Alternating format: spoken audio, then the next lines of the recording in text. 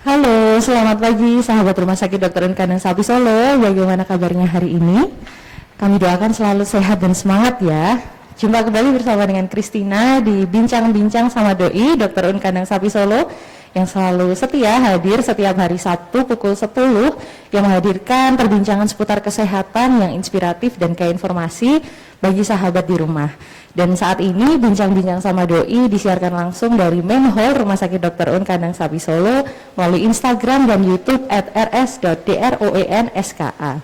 Nah, sahabat Rumah Sakit Dr. Unkandang Sapi Solo, kasus gangguan ginjal akut yang menyerang anak-anak tengah menjadi salah satu sorotan penting belakangan ini. Nah, sebenarnya bagaimana sih gangguan ginjal akut pada anak ini? Bagaimana cara pencegahannya dan bagaimana peran orang tua untuk melakukan pencegahan terhadap penyakit ini? Nah, untuk menjawabnya saat ini Christina sudah bersama dengan Dr. Muhammad Wildan, spesialis anak, dokter spesialis anak Rumah Sakit Dr. Unkandang Sapi Solo. Selamat datang dokter di acara Bincang-Bincang Doi hari ini. Ya. Bagaimana kabarnya hari ini dok? Alhamdulillah masih dalam lindungannya dan berkahnya, amin. Ya alhamdulillah ya dok ya. Mungkin bisa disapa dulu dokter. Selamat pagi, assalamualaikum warahmatullahi wabarakatuh. Mudah-mudahan kita dikaruniai berkah dan anugerah kesehatan dan juga kondisi yang kondusif dalam rangka menghadapi berbagai macam pandemi ini ya. Cuma berbagai macam penyakit masalah. Ini ada pandemi, ada aki dan sebagainya. Iya, karena semakin kesini penyakit semakin bermacam-macam ya dok, kita lihat ya dok. Karena zamannya dan perilaku manusianya macam-macam sekarang. Iya, karena sudah berubah zaman juga ya dok ya. Ya. Nah, sahabat Rumah Sakit Dr. Unkandang Sapi Solo juga bisa ikut berpartisipasi dengan share, like, dan memberikan komentar atau pertanyaan seputar tema yang akan kita berbincangkan hari ini. Selain berkesempatan dijawab langsung dengan Dr. Wildan, akan ada giveaway menarik juga buat sahabat yang beruntung. Jadi langsung aja kita mulai obrolan kita seputar gangguan ginjal akut pada anak ya dokter ya. Monggo, silahkan. Nah, sebagai pembuka mungkin bisa dijelaskan secara sederhana dulu dok, seberapa gentingnya sih dok masalah gangguan ginjal akut ini sehingga perlu untuk kita semua waspadai dokter. Jadi acute kidney injury yang dalam ini adalah yang progresif, yang misterius ya, yang kita bahas ke arah itu. Jadi kalau gagal ginjal akut itu dari dulu sudah ada, cuman insidensinya sedikit ya, memang kecil ya. Tapi ini tiba-tiba kok ada gagal ginjal akut yang misterius penyebabnya dan jumlahnya cukup banyak ya. Jadi gagal ginjal akut adalah sebetulnya kalau pada anak-anak lebih karena faktor sekunder penyebabnya ya. Faktor yang primer bisa terjadi misalnya karena kelainan bawaan dari lahir ya, dari dalam kandungan ya. Tapi yang sejauh ini yang pengalaman dari saya selama 20 tahun lebih mengenangani pasien yang ada gangguan ginjal, kebanyakan itu karena faktor infeksi atau faktor sekunder. Mungkin juga ya kalau dari aki yang misterius ini, kalau di Afrika Gambia kalau salah ya, itu kan diduga karena faktor keracunan etilen glikol atau dietilen glikol yang terdapat pada obat sirup paracetamol yang kadarnya berlebihan. Kalau normal kan kalau nggak salah 0,5 mg per kilo berat badan per hari yang harus dikonsumsi. Nah, kalau di Indonesia sampai sekarang dari IDAI sendiri, dokter anak sendiri belum bisa menyimpulkan penyebab pastinya. Kita hanya menduga, dan untuk pencegahannya memang karena di Afrika seperti itu ya kita mengambil langkah untuk pencegahan yang mirip juga. Sementara kita masih meneliti penyebab aslinya apa. Cuman dalam kurun waktu 20 tahun saya mengamati itu tidak hanya itu sebetulnya. Yang paling banyak terjadi kasus gangguan ginjal itu biasanya ke faktor infeksi. Kemudian jangan lupa diare itu ya. Diare yang enggak cepat-cepat diatasi menyebabkan dehidrasi yang berat. Nah, itu juga menyebabkan gagal ginjal akut. Yang seringnya yang paling banyak yaitu infeksi sama diare. Tuh. Jadi kenapa genting ya perlu, karena kalau kita terlambat menanganinya nanti akan jadi gagal ginjal kronis, dan itu butuh pengobatan, biaya, dan masa depannya juga kemungkinannya sembuh juga kecil. Lebih banyak yang enggak berhasil ditangani. Nah itu, jadi ya menurut saya penting agar jangan sampai terjadi seperti wabah yang meluas gitu. Kalau masyarakat sudah tahu, tenaga kesehatan sudah tahu, kan paling kita bisa mencegahnya dan bisa memberikan edukasi pada masyarakat sehingga kejadian atau insiden gagal ginjal akut ini menjadi minimal gitu maksudnya. Dan di Indonesia sendiri juga saat ini kasusnya sudah lumayan banyak ya dok ya? Ya kira-kira 200-an kalau salah Indonesia ya. Kalau kemarin dari datanya Kemenkes hari Rabu sekitar sudah mencapai 325 dok. Dan untuk penyebab dari penyakit gangguan ginjal akut sendiri dok, kalau dari segi primer kan dari bawaan ya dok ya mungkin ya. Kalau dari sisi sekundernya apa saja ya dok? Ya dari segi sekunder pertama kekurangan cairan, biasanya dehidrasi ya. Mungkin karena shock apa perdarahan ya itu bisa juga. Kemudian mungkin karena faktor gagal jantung juga bisa ya. Terus mungkin juga intake yang kurang, minum yang kurang itu juga bisa.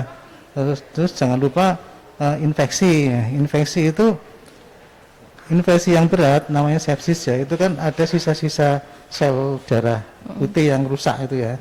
Itu akan menyumbat saluran di ginjal itu, tubulusnya itu sehingga filtrasinya tidak bagus itu. Itu kalau cuman yang paling banyak di sini adalah itu karena faktor dehidrasi dan infeksi banyak kan. Terus jangan lupa bahwa yang kedua faktor dari ginjalnya sendiri, kerusakan ginjal bisa bawaan ya bisa juga karena penyakit infeksi, misalnya ada radang tenggorok atau korengan ya. Itu partikel komponen dari kuman itu, bakteri itu kebetulan mirip-mirip dengan komponen dari sel ginjal. Nah, tubuh yang harusnya membunuh bakteri itu jadi membunuh dua-duanya, merusak dua-duanya. Akibatnya ginjalnya juga terkena juga, rusak juga. Gitu ya, nah, itu biasanya gejalanya bisa dari radang tenggorok ya, batuk pilek yang berpanjangan. Terus jangan lupa gigi yang kerowok itu loh. Gigi yang rusak itu, yang karies yang itu, kemudian mungkin luka di kulit yang kelihatan sederhana. Itu seperti itu bisa menyerang ginjal, juga bisa menyerang jantung. Kalau jantung jadinya penyakit jantung rematik, kalau ginjal biasanya jadi namanya glomerulitis pasca Streptococcus grup A. Jadi setelah batuk pilek atau nyeri tenggorok apa korengan dalam waktu 2 minggu sampai 1 bulan, tiba-tiba ada gangguan ginjal. Kemudian tadi karena infeksi yang berat, ginjalnya jadi rusak ya. Misalnya karena demam berdarah, karena sepsis atau infeksi yang berat dan sebagainya. Kemudian trauma ya jelas ya. Kemudian ini infeksi yang terjadi setelah ginjal. Jadi karena ada sumbatan saluran kencing. Nah, saluran kencing biasanya paling sering kalau pengalaman saya ya pada anak laki-laki. Anak laki-laki di bawah 2 tahun itu banyak itu. Kalau yang perempuan itu jarang. Saya menemui 1-2 pasien aja. Tapi kalau yang sumbatan dari itu ya, penis ya, kulit penisnya yang belum disunat, itu kebanyakan dari situ. Itu memang bisa karena bawaan kulitnya terlalu panjang, lubangnya sempit ya. Yang kedua pemakaian pampers. Atau mungkin popok yang lama yang nggak segera dicuci apa gimana gitu.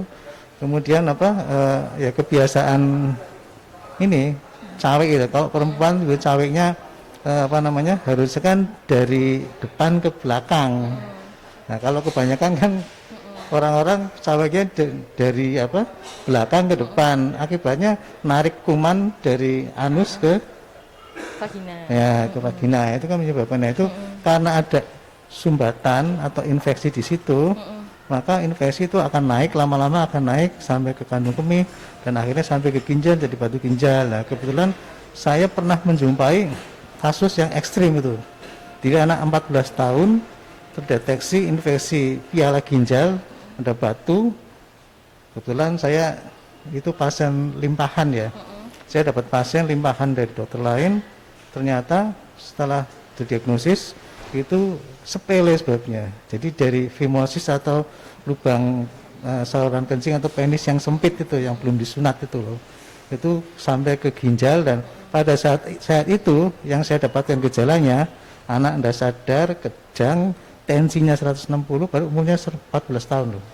12-14 tahun nggak salah, sampai masuk ICU sampai nggak sadar. Nah, itu jadi yang seperti itu yang apa namanya kelihatan sepele tapi sebetulnya risiko. Jadi pengalaman saya mungkin banyak yang laki-laki dari perempuan. Kalau kasus-kasus infeksi saluran kencing yang ada yang bisa menyebabkan gangguan ginjal itu. Jadi secara gender pun juga dan usia yang paling rentan terkena itu lebih banyak ke laki-laki ya dok ya, anak laki-laki ya dok. Lebih saya belum mendapatkan angka yang pasti lebih banyak lagi, cuman pengalaman saya seperti itu, saya baca-baca juga seperti itu. Kemudian yang namanya sindrom nefrotik atau kelainan ginjal pada umur-umur start 2-3 tahun itu juga kebanyakan terjadi pada anak laki-laki.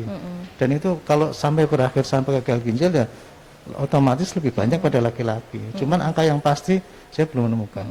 Yang menarik tadi adalah karies ya dok. Karies gigi itu juga bisa menyebabkan gangguan ginjal juga ya dok. Ya jadi ceritanya gini, karies kebetulan kumannya Streptococcus grup A, dia kemudian nempel di tenggorok, terjadi sakit tenggorok, kemudian ada kelainan imun di tubuh anak itu, sehingga menyebabkan tubuh salah membaca, salah interpretasi yang harusnya membunuh kuman itu saja, tapi karena struktur entah genetikanya apa, DNA-nya apa yang lain, istilahnya selnya itu mirip dengan ginjal, maka sel ginjalnya akan ikut terkena radang, jadi rusak itu. Biasanya gejalanya hipertensi, kemudian kencingnya warnanya seperti air cucian daging merah gitu, ya kan memang ginjalnya rusak sampai berdarah gitu.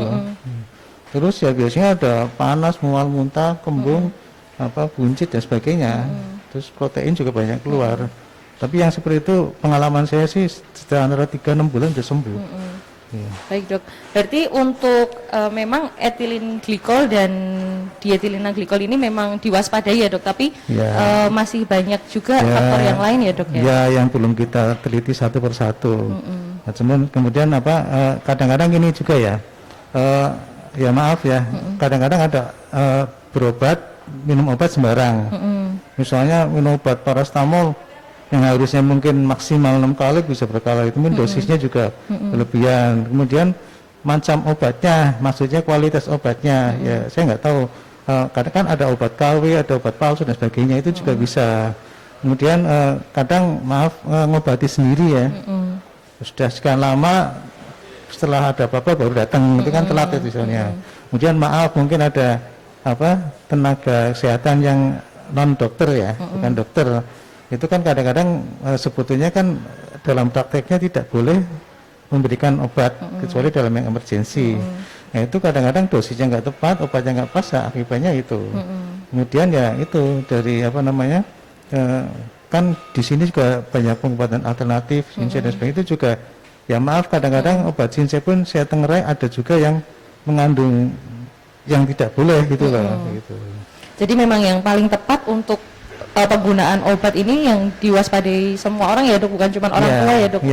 Buat anak, buat yang dewasa juga itu perlu konsultasi sama dokter gitu ya dok ya. Kalau masalah obat sih kita tidak menyalahkan siapa-siapa, baik POM maupun produsen obat ataupun pemakainya ya. Mungkin saja waktu produksi ada kesalahan ya bisa aja kan. Terus ya itu mungkin ya ini kritik aja kepada POM bahwa kalau BPOM kalau bisa yang namanya pemeriksaan obat itu kan tiap produksi kan ada nomor batchnya, nomor sekian sampai sekian diambil sampelnya berapa gitu. Lah mungkin yang diambil nggak pas ya bisa aja. Mungkin sertifikat keluar pada saat tanggal sekarang, tapi setelah 1 tahun mungkin ada produsen yang nakal terus berubah. Nah, kita nggak bisa deteksi ya itu ya bisa juga. Jadi selain obat juga kita perlu waspadai, kita juga perlu waspadai juga lifestyle-nya juga ya dok. Ini juga kritik buat saya dan saran buat produsen, kalau sudah seperti ini tolong cantumkan kadar EG atau DEG atau yang zat aditif yang berbahaya, dicantumkan berapa miligram seperti itu ya dok. Kadarnya sehingga ya, pemakai juga tahu obat bebas bisa tahu misalnya ternyata kalau dihitung-hitung nggak boleh minum lebih dari 3 sendok teh misalnya, kan ada kadarnya di situ. Nah, kalau nggak ada kadar kita nggak tahu. Gitu. Jadi ya lebih terbuka lagi harusnya, bukan hanya cuma mengandung paracetamol sekian miligram. Itu sih mungkin masih biasa-biasa, tapi yang harus penting loh mengandung zat aditif, misalnya zat warnanya apa, ya toh, kemudian apa kandungannya apa, kadarnya berapa. Nah, terus lagi ya ini pikiran saya sendiri. Selama ini kan kita terfokus pada paracetamol obat sirup ya. Kita nggak mikir bagaimana makanan bayi itu, bubur bayi yang makainya zat warnanya apa, esensnya apa, kadarnya berapa, komponennya apa aja, kita nggak lewat aja. Jangan-jangan dari situ kelewatan. Atau mungkin maaf bubur-bubur yang dijualan di pinggir jalan, itu kan sekarang banyak misalnya bubur bayi sehat, bubur bayi bergizi. Nah itu pernah nggak penelitian di situ? Kan kita belum bisa mendeteksi. Jadi ya tidak semata-mata dari obat itu, mungkin jangan-jangan dari buburnya gitu. Jadi memang akan lebih baik kalau semua yang dikonsumsi oleh anak-anak terutama ya dok ya, itu olahan gitu ya dok ya. Ya paling aman ya masak sendiri. Masak sendiri di rumah karena sudah terpantau ya dok apa saja nutrisi yang diberikan oleh kepada anak gitu ya dok ya. Nah, terpantau ini sudah ada beberapa pertanyaan yang masuk dari sahabat Rumah Sakit Dr. Un Kandang Sapi Solo. Kita bacakan satu persatu ya dokter ya. Ini dari @lestari 150990. Apa gejala gangguan ginjal akut pada anak dok? Jadi seperti gejala awalnya gitu ya dok mungkin. Kalau gejala awalnya mungkin diawali dengan ya tergantung penyebabnya juga. Kalau penyebabnya ternyata etilen glikol atau dietilen glikol, mungkin awal tahap pertama seperti orang mabuk, seperti orang minum alkohol, karena metabolisme zat itu di hati menimbulkan seperti etanol ya, seperti alkohol efeknya, mabuk, bicara ngawur, ya istilahnya orang mabuk seperti orang mabuk gitu ya. Yang gejala berikutnya mungkin gangguan ini, irama jantung, gangguan nafas ya, kesadaran. Nah kalau yang terakhir mungkin ini urinnya yang berkurang. Urin normal kan pada bayi atau balita sekitar 1 sampai 2 ya, sampai 2 cc per kilogram badan per hari. Kalau pada agak besar anak ABG mungkin cuma 1 cc lah, 1 cc per kilogram badan per hari. Tergantung intake minumnya juga. Jadi kalau itu kalau yang penyebab lain ya sesuai dengan apa namanya penyebabnya itu. Misalnya ternyata penyebabnya apa namanya dehidrasi, mungkin tidak ada gejala diare, muntah, panas, ya, nggak mau makan, nggak mau minum. Terus mungkin apa gejala bawaan, mungkin ada benjolan di dalam perut dan sebagainya. Saya kira itu gejalanya ya sesuai dengan ke arah mana penyebabnya. Cuman apa namanya? Ya kadang-kadang diawali dengan batuk, pilek, panas, ternyata radang, ya itu seperti tadi kumannya mirip dengan apa sel ginjalnya, sehingga sel ginjalnya ikut rusak karena proses antibodi dari tubuh memakan kuman itu juga memakan sel ginjalnya itu. Jadi awal macam-macam gejalanya. Kalau yang secara umum yaitu kalau gejala gangguan ginjal sendiri umumnya adalah apa namanya ada mual ya, mungkin diare, muntah, terus apa tensinya, karena ginjal itu dia ngatur tensi juga, ada hormonnya. Kemudian juga mungkin pucat anemia karena ginjal juga ngatur apa produksi sel darah merah juga. Nah, itu yang awal-awal mungkin gejala penyakit primernya apa, baru muncul gejala gagal ginjal asli. Nah kalau sudah gagal ginjal otomatis ya harus dibawa ke rumah sakit, harus ke dokter ya, ke spesialis. Kalau di atas sendiri nggak bisa. Jadi itu kemudian mungkin panas juga. Tapi lebih banyak mungkin kalau yang gagal ginjal sekarang ya, menurut saya itu datangnya sudah tahap dalam apa yang sudah akut, yang sudah lama, sudah penyakit apa namanya primernya sudah nggak ada gitu loh. Gitu. Nah untuk pertolongan pertama atau pertolongan awal nih dok, jika gejala awal terjadi pada anak misalnya seperti tadi dok yang sudah disebutkan, apa yang harus orang tua lakukan dok? Nah, kalau saya memandang bahwa gejala awal ginjal kan kita orang tua udah nggak bisa apa-apa ya. Justru yang penting adalah jangan sampai muncul gejala gagal ginjal. Ya, jadi misalnya diare secepatnya diobati agar tidak kurang cairan, tidak dehidrasi yang berat yang bisa menyebabkan ginjal. Misalnya batuk pilek dan diobati, secepatnya diobati. Jangan sampai infeksinya merangsang imun tubuh untuk bereaksi atau menjadi infeksi yang berat itu loh. Jadi yang penting malah di situ. Kemudian misalnya ada ini yang paling banyak, yang kasusnya banyak, fimosis ya. Fimosis tuh ujung kemaluan laki-laki, penisnya itu ya, birunya itu, kulitnya lubangnya terlalu sempit, sehingga lama-lama di situ akan timbul sumbatan, infeksi, kemudian ya larinya kemana-mana udah.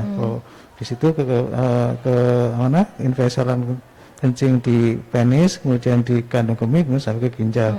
Itu juga bisa andil ke situ. Nah, kan sebelum terjadi yang macam-macam, sebaiknya seperti hitan itu.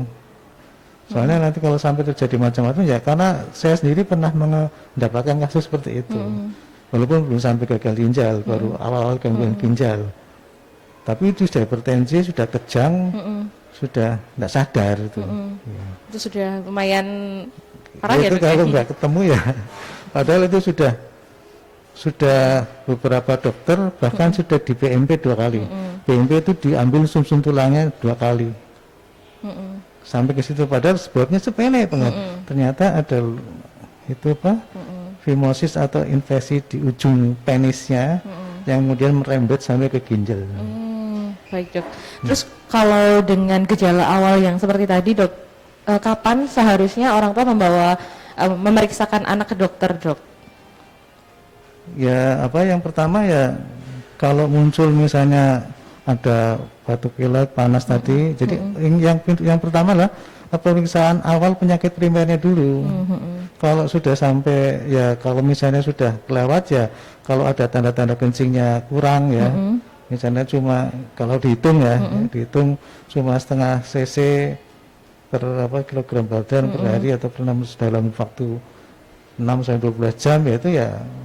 Nah, tapi harus cepat-cepat ke dokter. Cuman kalau secara pasti kan harus dicek lab itu, dicek lab, kemudian produksi urin dihitung benar, baru menentukan apakah ini gagal ginjal apa bukan, atau gangguan aja. Cuman kalau sudah urinnya sudah kurang sekali, mungkin karena dehidrasi ya, diare hebat, datang sudah kencingnya cuma sekali dalam waktu 12 jam, itu kan juga risiko gitu. Satu kali dalam 12 jam saja ya dok? Ada itu soalnya. Itu termasuk kurang ya dok ya? Iya, terus ada lagi penyakit ini demam berdarah. Itu kan juga kurang cairan, yang relatif kurang cairan, itu juga gitu. Karena shock, dia datangnya urinnya juga cuma sekali tok, berapa cc aja. Itu juga akhirnya larinya ke situ juga. Oh ya, baik dok. Kemudian pertanyaan selanjutnya nih dok, dari Puji Lestari. Jika pada anak ditemukan gagal ginjal akut, apa yang harus dilakukan oleh orang tua ya dok? Ya, nomor satu ya jangan panik dulu ya. Kemudian tetap mengusahakan, silahkan aja ke dokter spesialis yang bisa menangani, ke rumah sakit yang bisa menangani.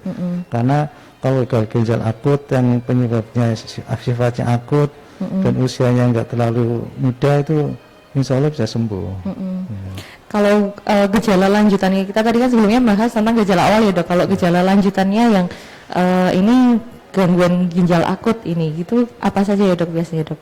Ya itu karena satu ya karena itu mual, muntah, kemudian yang nggak nafsu makan ya. Kalau akhirnya kan jadi kurang darah ya. Kemudian kencingnya kan juga berkurang tadi ya. Terus akibatnya nanti efeknya ke pertumbuhan juga kalau kurang seperti itu. Kalau dicek darah ya mesti HB-nya turun. Terus kemudian ini yang namanya minuman, makanan kan ada mineral ya.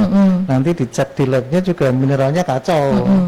Ada yang kurang, ada yang lebih gitu. Gitu. Jadi gejalanya kalau sudah gagal ginjal ya sudah bervariasi, dan untuk orang awam mungkin tidak begitu tidak begitu bisa menginterpretasi itu, karena itu sudah laboratoris di samping gejala umum seperti tadi. Kalau terkait dengan gangguan ginjal akut yang saat ini sedang ramai diperbincangkan ini dok, kalau pertanyaan dari Ed Puji Lestari lagi, apakah ini penyakit acute kidney injury ini bisa sembuh dok?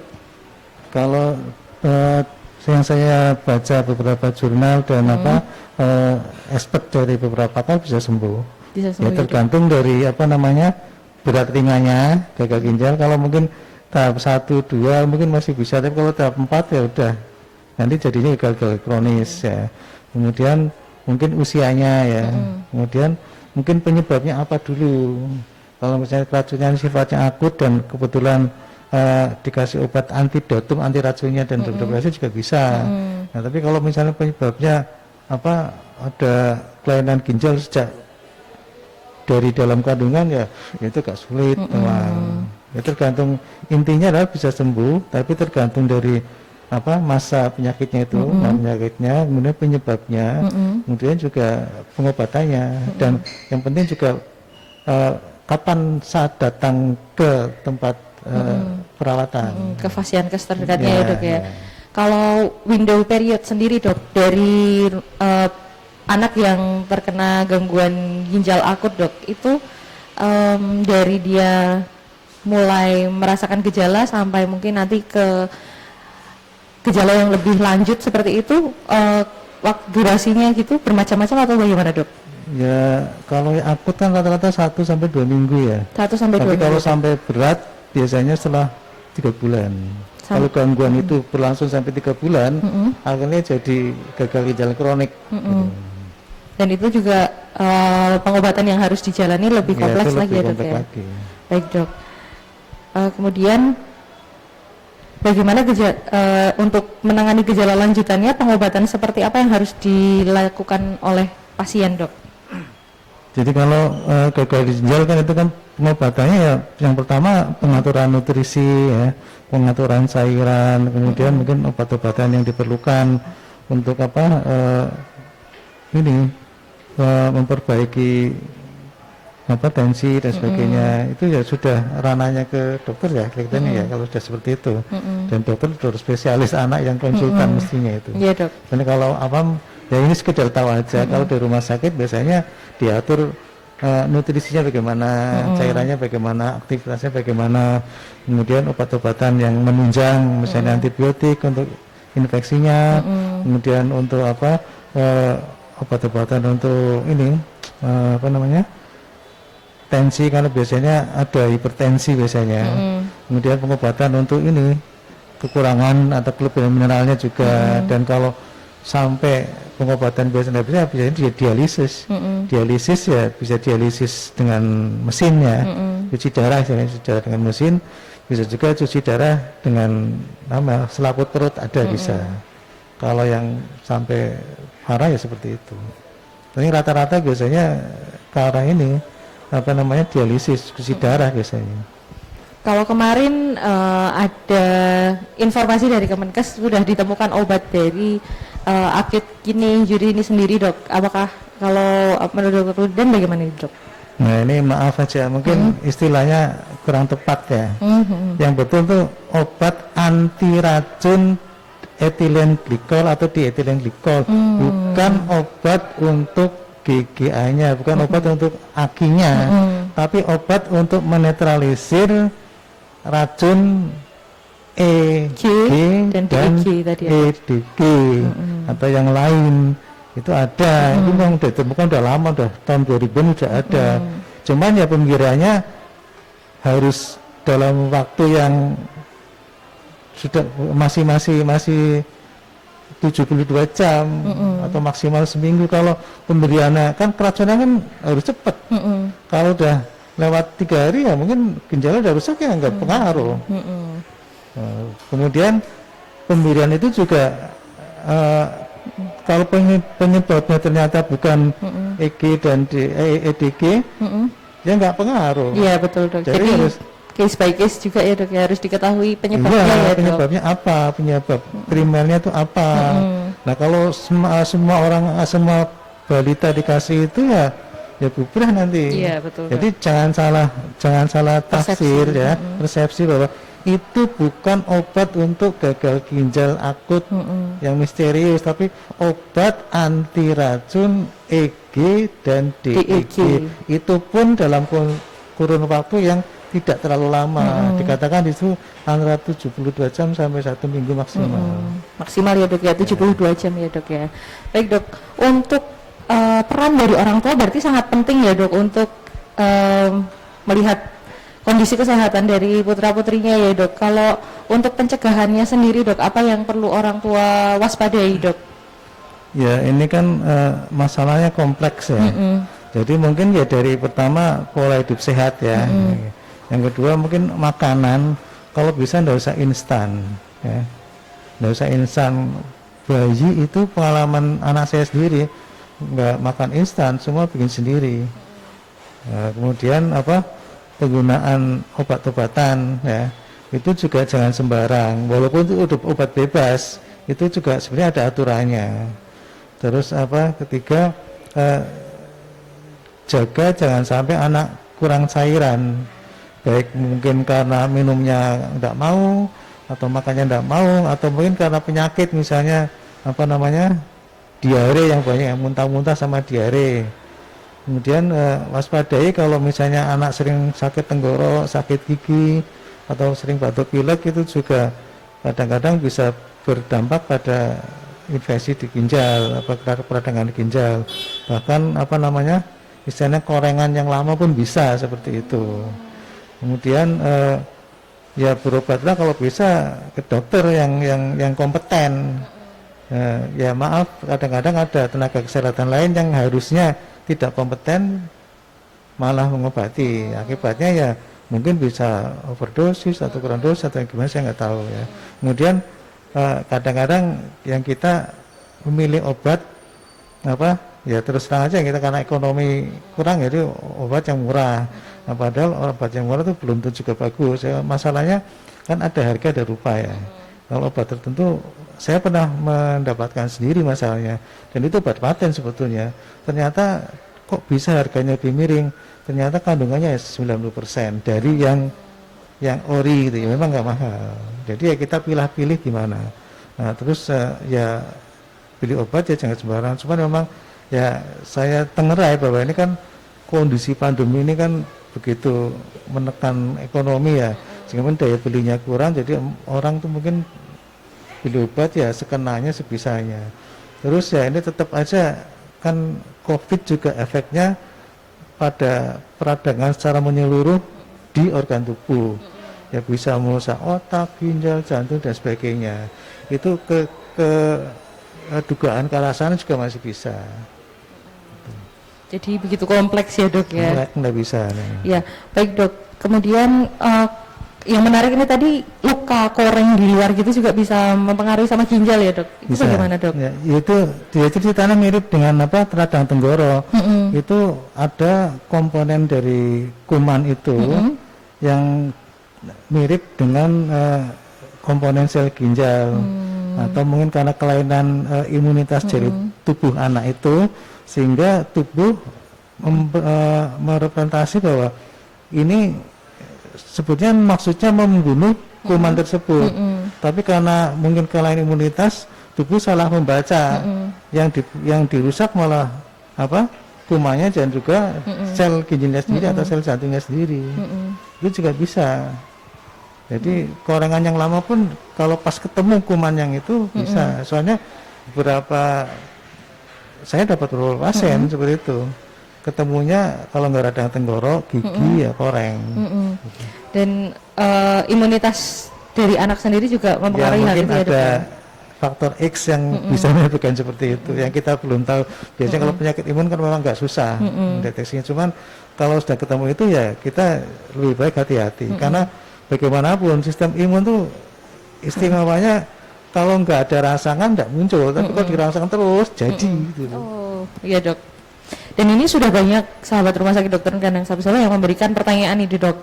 Dan nyambung dari ini tadi dok, dari @mrs.lucky85, riwayat penyakit apa saja sih dok yang menyebabkan terjadinya gangguan ginjal pada anak? Mungkin yang bisa mendorong gangguan ginjal pada anak gitu dok. Yang pertama ya, kalau penyakit ya, biasanya penyakit bawaan, misalnya gagal jantung ya, kemudian apa namanya, ya intinya yang menyebabkan aliran darah ke ginjal itu berkurang, ya misalnya jantung yang bermasalah, kemudian ada apa namanya, kehilangan cairan yang hebat ya, misalnya karena dehidrasi, diare, atau mungkin karena perdarahan yang hebat itu juga bisa ya. Kemudian penyakit yang lain ya, penyakit bawaan, ada tumor dan macam-macam ya, yang dari apa, ginjal yang polikistik juga bisa, yang bawaan itu kita susah nggak bisa ya. Kemudian yang bisa di apa namanya, kita cegah ya paling penyakit infeksi tadi, penyakit infeksi, dan juga yang bikin saluran kencing itu tersumbat, bisa apa, mungkin batu, bisa infeksi di penis, dan mungkin apa, kebiasaan apa namanya, cawe itu ya, kemudian makan pampers, makan popok ya, terus apa namanya, konsumsi minuman, air minum gitu, air minum juga penting, karena kalau kadar kalsiumnya tinggi kan juga menyebabkan batu, batu nanti infeksi, batu infeksi nanti akhirnya melukai piala ginjal, nanti akhirnya jadinya kecil juga. Gitu. Jadi tetap harus diwaspadai gitu ya dok ya, kasus-kasus case by case-nya gitu ya dok ya. Dan untuk pertanyaan selanjutnya dok dari @iza_amaleni, terkait dengan gangguan ginjal itu kan apakah bisa diobati dengan obat-obatan herbal dok? Nah, seperti itu dok. Nah kalau itu saya tidak kompeten, saya tidak bicara, tidak berani apa komentar. Ya mungkin bisa, cuman sejauh ini penelitiannya saya belum mendapatkan seperti itu. Gitu. Cuman ya kalau ya monggo silakan, saya sendiri saya nggak berani komentar, karena mestinya kita kan apa menjalankan sesuatu harus dengan ilmu. Ilmu pasti ada kaidah. Kaidah ilmu mesti biasanya ada penelitian, ada percobaan dan sebagainya. Nah, jangan sampai misalnya ya ada sih sesuatu, misalnya pengobatan, oh ini minum herbal A bisa sembuh penyakit B ini, ternyata setelah diteliti dari yang minum 1000 orang yang sembuh cuma 1 atau 2. Itu kan ya enggak kecuali memang ada ilmunya ya monggo silahkan. Tapi sekarang sudah mulai berkembang apa namanya, farmako dari herbal ini, jadi ilmu farmasi yang berkaitan dengan herbal sekarang ada ilmunya sendiri, mungkin dari itu bisa, cuman belum begitu populer dan orang masih apa namanya terbatas gitu loh. Nah kalau yang seperti itu ya kita tunggu aja, mudah-mudahan bisa ditemukan seperti itu. Tapi lebih amannya memang konsultasi dengan ahlinya ya dok ya, untuk lebih terpercaya dan amannya apa yang dikonsumsi oleh anak. Secara agama pun kalau kita berobat, kita mengamalkan sesuatu tanpa ilmu kan dosa. Iya betul dok. Ya kan?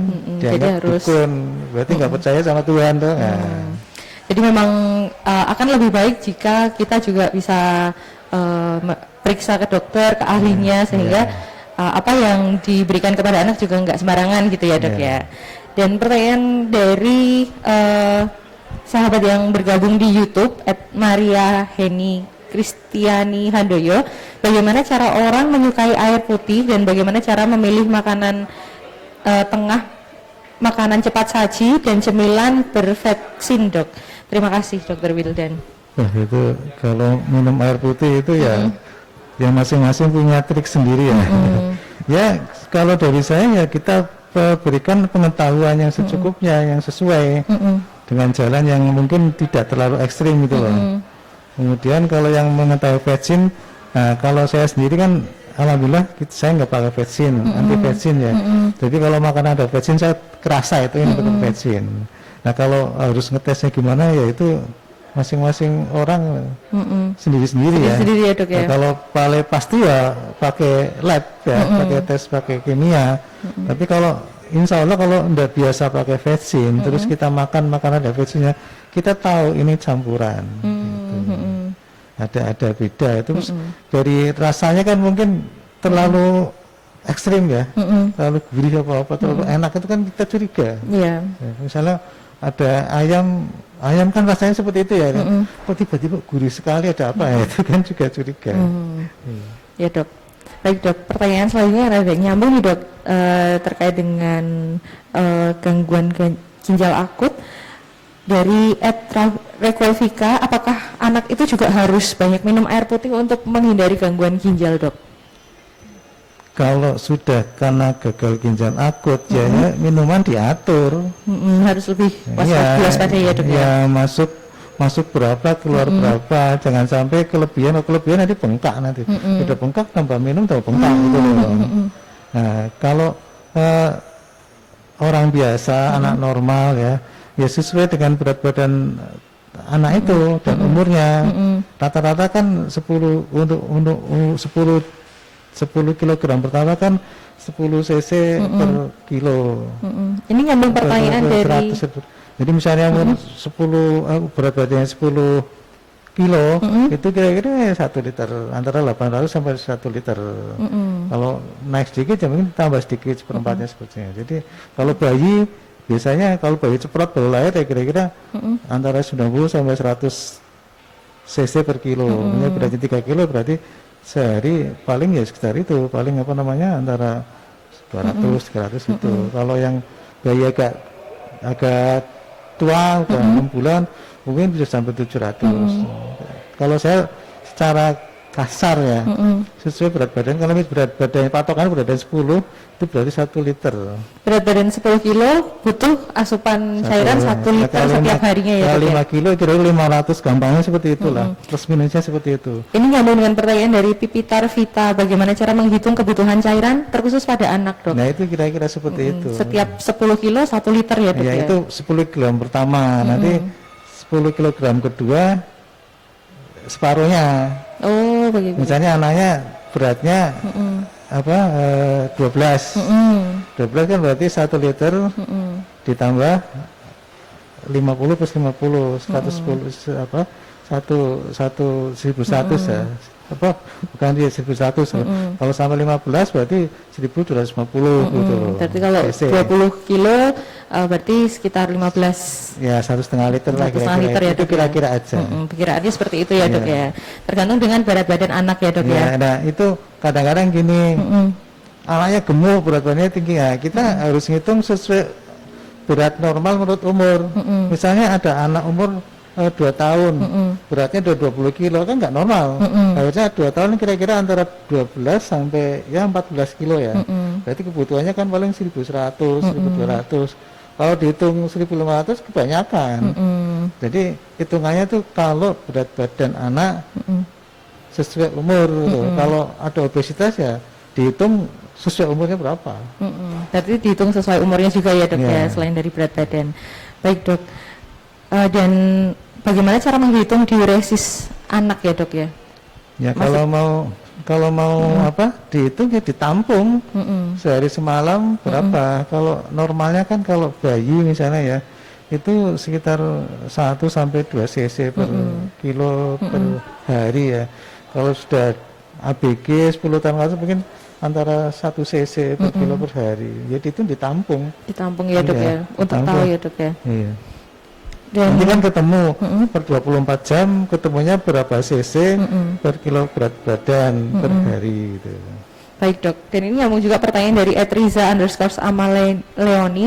Bagaimana sebagai orang tua kita bisa mengetes jumlah air urin anak dok, terutama bagi balita yang masih menggunakan diapers atau popok dok? Ditimbang ya dok ya. Ditimbang kosong berapa, terus setelah ada pipisnya berapa. Tapi jangan lama-lama, 6 jam baru ditimbang sudah menguap semua.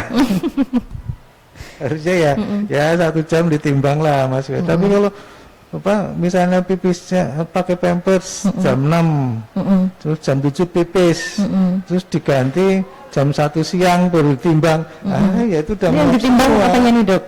Yang ditimbang pampersnya ya dok ya? Kira-kira berat urin kan BJ-nya kan 1,0 sekian itu ya, kalau anggaplah itu 1 gitu lah. Jadi misalnya tadinya apa namanya beratnya Pampers berapa sih 2 on misalnya ya, terus jadi 3 on, oh berarti kan naiknya 3 on ya, 3 on berarti kira-kira ya berapa 300 cc apa 200 cc itu kira-kira. Asal nimbangnya jangan 6 jam loh ya, paling 1 jam. Setiap 1 jam gitu. Nah kalau udah 6 jam kan udah kering. Iya, sudah menguap ya dok ya. Baik dok. Terus apa yang kegunaannya untuk menghitung jumlah urin anak ini apa dok? Ya itu mengetahui apakah si anak itu dehidrasi atau tidak, yang ekstrim banget ya, yang begitu banget ya kalau apa fungsi ginjalnya bagus apa enggak. Cuman itu untuk awam itu saya kira nggak perlu sampai ke situ, kecuali memang ada tanda-tanda awalnya sudah ada itu. Tapi kalau yang biasa-biasa ya enggak perlu. Wah dok, ini tidak apa namanya, sudah banyak banget pertanyaan yang masuk, namun sayangnya ini waktunya sudah terbatas dok. Mungkin ini pertanyaan terakhir dok dari ada 2 pertanyaan terakhir ya dok. Ini pertanyaan dari @ida_ayu WP. Biasanya pakai imun pad buat vitamin imun, lalu ganti apa ya dok? Karena anak itu nggak suka madu, tapi pengen biar anak buah hatinya lebih, imunitasnya lebih kuat. Nah bagaimana seseorang harus ini perhatian dok juga bahwa penggunaan imunomodulator atau katakanlah meningkatkan imunitas tubuh itu enggak perlu setiap hari. Dibutuhkan kalau memang misalnya ada anggota rumah yang sakit, misalnya yang batuk pilek atau yang panas apa ya itu bisa dikasih itu, atau mungkin pada saat sakit yang apa mungkin karena sakit virus misalnya gabak gitu kan apa namanya atau demam berdarah itu kan rendah sekali imunnya, ya itu boleh. Tapi kalau dipakai harian enggak boleh itu. Nanti kenapa ada efek menekan imunitas tubuh, akibatnya tubuh jadi nggak mau bentuk imunnya sendiri, dan itu nanti ya secara ini itu nggak benar itu. Jadi diperlukan kalau ada memang sekitarnya yang sakit ya, mencegah jangan sampai misalnya ada yang cacar air itu ya udah kita minum nggak apa-apa selama seminggu nggak apa-apa, setelah itu udah sehat ya sudah nggak usah minum lagi. Yang penting di sini adalah gizinya aja, gizi apa nutrisi, cairan, kemudian apa mineral dicukupi, istirahat cukup, kebiasaan hidup sehat, udah nggak perlu. Ya alhamdulillah saya sendiri nggak pernah minum kayak gitu. Vitamin pun ada enggak, insya Allah enggak. Ya bukan apa-apa, karena kalau kelebihan vitamin juga ginjalnya kena juga. Itu loh vitamin C, hati-hati. Vitamin C itu juga bisa merusak ginjal. Kenapa? Kebutuhan normal itu paling antara anak ya 100 sampai 150 mg per hari. Padahal yang dikasih berapa? Ada 500, ada yang 1000, ada yang disuntik. Nah itu sisanya dibuang. Akibatnya apa? Ginjal kerjanya lebih ekstra ya. Nah, lama-lama kan cepat rusak. Baik dok. Gitu. Dan untuk pertanyaan terakhir dok, langkah pencegahan seperti apa yang orang tua bisa lakukan dok untuk menghindari AKI ini sendiri dok? Ya seperti yang himbau oleh Dokter Anak Indonesia ya. Ya kita pertama ya satu jangan panik ya. Yang kedua sementara menghindari obat-obat sirup yang dilarang ataupun yang tidak perlu dan tidak boleh berlebihan. Terus yang ketiga kalau ada penyakit infeksi entah batuk pilek, diare, kurang cairan, apa muntah-muntah itu secepatnya diatasi, jangan sampai kurang cairan. Terus ya apa namanya pemakaian obat-obatan harus sesuai nasihat dari dokter kalau bisa ya. Kemudian ya minimal dari bidan atau perawat paramedis ya. Kemudian jangan memakai obat sembarangan di luar dosisnya. Kemudian pilih-pilih itu makanan ya. Mungkin makanannya junk food dengan makanan kemasan, mungkin bisa cair, bisa saset, bisa yang lain itu ya hati-hati, karena mungkin bukan ED-nya apa, EG-nya apa, DEG-nya apa, gulanya apa, tapi mungkin zat warnanya, perasanya, flavornya itu juga bisa, kita belum tahu. Kita bahkan tidak menduga sampai ke sana saat ini ya. Yaitu ini disayangkan juga, harusnya kalau mau kita terbuka ya harusnya kayak bubur, minuman kemasan itu ya harusnya diwaspadai juga ya dok ya.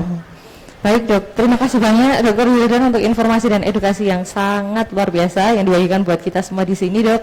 Ya, terima kasih sama-sama. Dan ini sudah ada jus dari Cafe Diet dok, monggo dinikmati dokter, terima kasih. Dan Christine juga mau beri sekilas info buat sahabat Rumah Sakit Dr. Un Kandang Sapi Solo di rumah.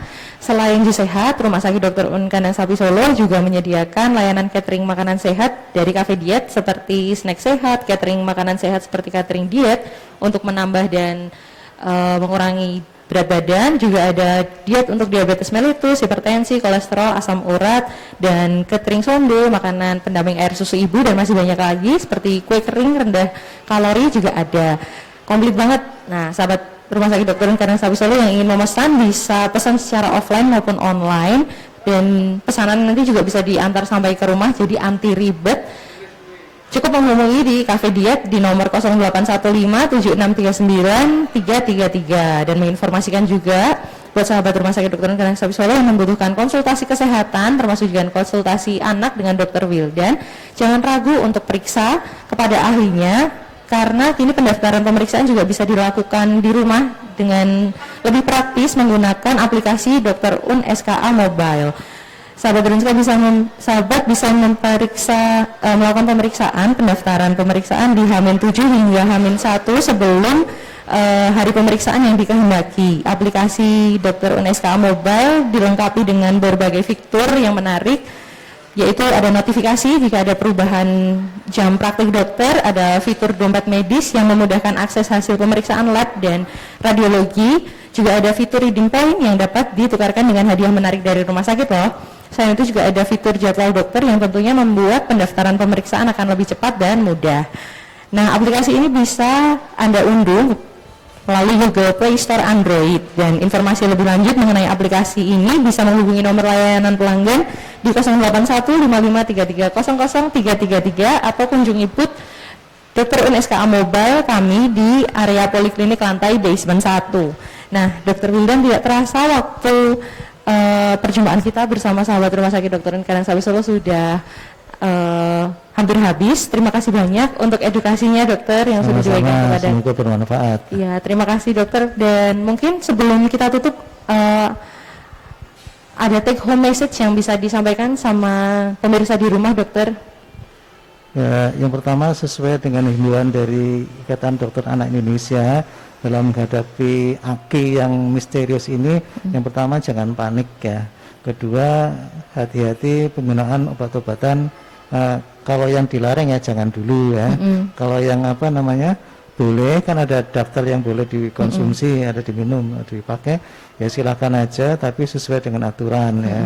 Kemudian atasi mungkin penyakit-penyakit primer yang bisa berkembang menjadi GGA ya. Misalnya penyakit infeksi, terutama di sini adalah diare sama ini radang saluran pernafasan, itu yang paling banyak itu. Kemudian yang penting juga makanan. Nah, makanan juga kalau bisa hijauhi makanan instan ya, apalagi yang menggunakan esens, zat aditif yang kita nggak tahu. Kemudian ya yang ketiga mungkin cukup minum ya untuk anak-anak, usahakan minum dari yang air yang aman ya.